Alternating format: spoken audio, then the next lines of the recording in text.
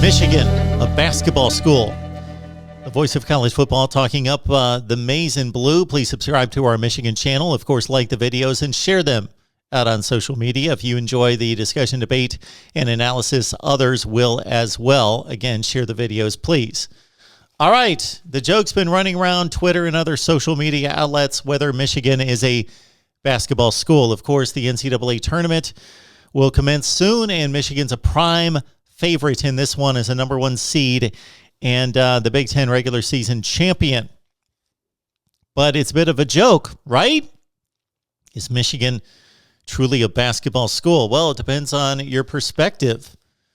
If you're all about the here and now and not history, if you're all about the wins and the losses and the competition for championships and not about the popularity of the sport, of course, college football is much more popular than college basketball. The only time college basketball comes anywhere close the magnitude of college football would be on these couple weekends in March. Otherwise, college football is far more popular. Therefore, the teams are going to draw more TV ratings and rear ends in the seats, and that's been the case at Michigan, of course, with the largest stadium in America. How could that possibly be a basketball school when you pack in 112,000 fans every Saturday?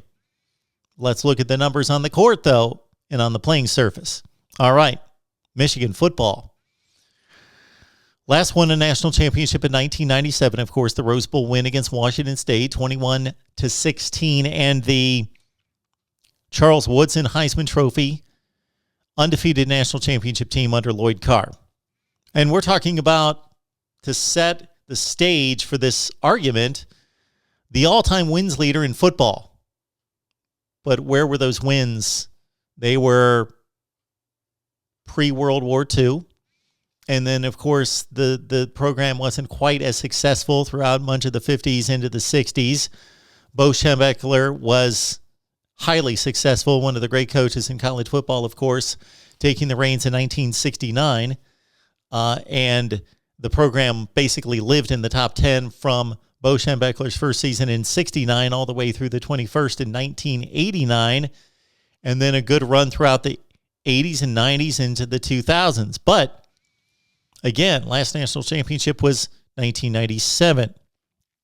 Last conference championship for the football team, 2004. And that 2004 Big Ten championship was Michigan's 10th won outright or shared a Big Ten championship in 16 seasons. If you go back to just before Bo Schembechler hung him up, he won the final two Big Ten championships during his tenure in 88 and 89. Gary Moeller took over in 1990, shared a Big Ten championship, and Michigan was pretty much owning the conference for the most part with 10 Big Ten titles, won or shared in 16 years until that final one in 2004.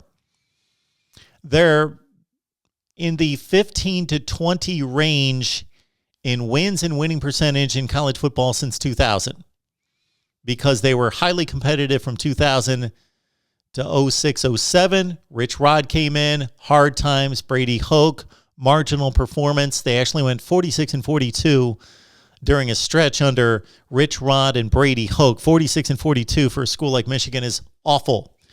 Jim Harbaugh's done much better. He started off 38 and 14.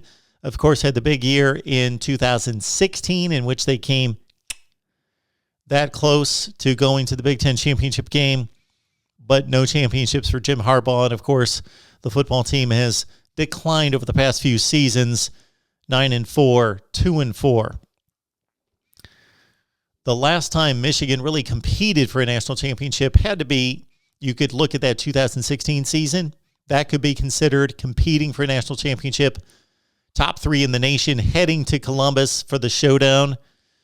But because of the letdown against the Buckeyes and then losing the Orange Bowl, Michigan finished fringe top 10 in the nation at 10-3. Similar season in 2006. They were competing for a national championship at number 2 in the nation, undefeated, going to Columbus, lost 42-39, lost the Rose Bowl by 2 touchdowns. That's the Michigan football narrative on the field.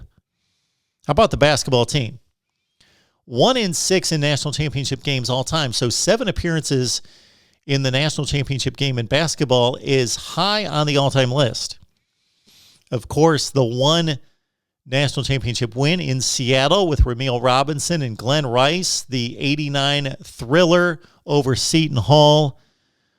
Prior to that, national championship game losses in 65 and 76. The Fab Five took over college athletics for a couple of years span there, lost national championship games in 92 and 93.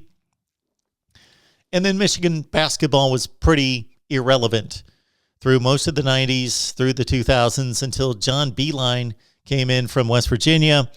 Couple Big Ten championships, couple teams that won Big Ten tournaments and also went to 2 national championship games.